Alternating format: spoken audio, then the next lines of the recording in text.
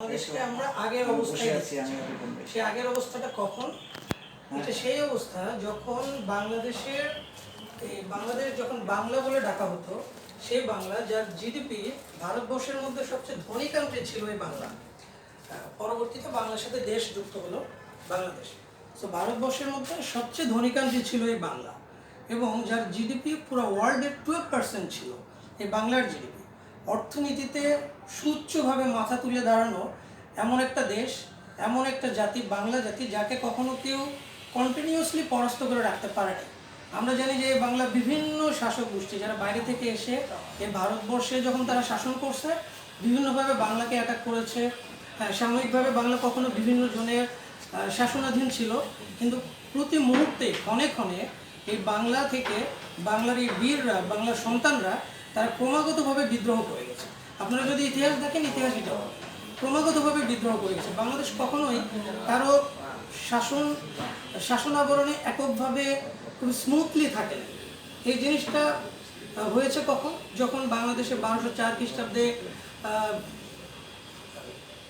বাংলাদেশে যখন সেন শাসনের সাথে অ্যাটাক হলো, লক্ষণ সেন যখন পালিয়ে গেল, তার পরবর্তীতে 1300 শতাব্দী থেকে যখন বাংলাদেশে হয়তো মুসলিমরা শাসন শুরু করলো, বাট এটা মুসলিম, হিন্দু, বৌদ্ধ, খ্রিস্টান, এর আগে শশাঙ্ক ছিল, রাজা শশাঙ্ক ছিলেন, যিনি বাংলাদেশ মোটামুটি পুরো বাংলাটাকে একটা শাসন করার চেষ্টা করেছিলেন। তো আমরা শশাঙ্ককে স্মরণ করি, যে শশাঙ্ক যে বাংলার স্মৃতি আমাদেরকে দিয়ে গেছেন, যে শাসন ব্যবস্থা দিয়ে গেছেন, যেখানে বাংলা ফুলে ফেঁপে উঠেছিল এবং একটা স্বাধীন কান্ট্রি ছিল। পরবর্তীতে 1300 থেকে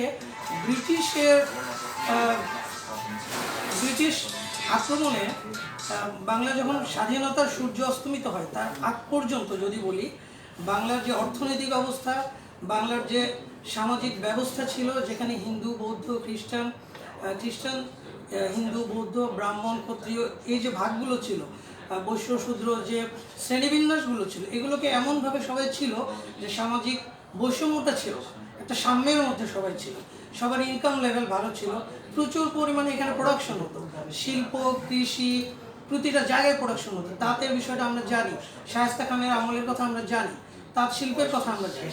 তাঁত শিল্পে এই বাংলা কতটা এনরিচড ছিল। পরবর্তীতে ব্রিটিশ শাসন আমলে এসে তারা এই বাংলাদেশের তাঁতিদেরকে তারা তাদের বৃদ্ধাঙ্গুল কেটে দেয়, যেন বাংলাদেশ এই শিল্পে অগ্রসর হতে না পারে।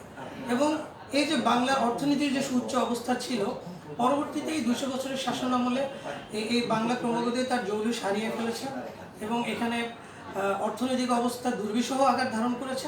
এখান থেকে মুক্তির যে প্রচেষ্টা 1947 সালে হলো, যে 47 সালে ভারতবর্ষ স্বাধীন হলো, বাংলাও তার মধ্যে ছিল, বাংলাও স্বাধীন হলো, কিন্তু বাংলা প্রকৃতপক্ষে স্বাধীন হয়নি।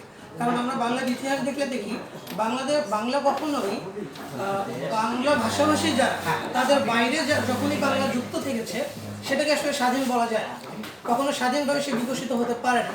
তাহলে বাংলা তখনই পেরেছে যখন পাকিস্তানের শাসন আমলে আবার যখন সেম ব্রিটিশের মতো সে নানানভাবে লাঞ্ছনা, বঞ্চনা এবং নির্যাতিত হয়েছে, তার অধিকার নিগৃহীত হয়েছে।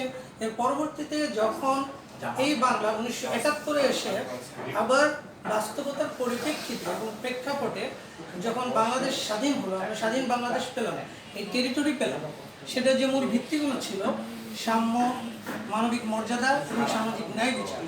আমরা খুব অবাক হয়ে দেখেছি যে আজকে 2024-এ এসেও আমাদের যে আন্দোলন হলো, ছাত্র জনতার যে অভ্যুত্থান হলো, এখানে মেইন বিষয় ছিল এটাই, বৈষম্যমুক্ত বাংলাদেশ।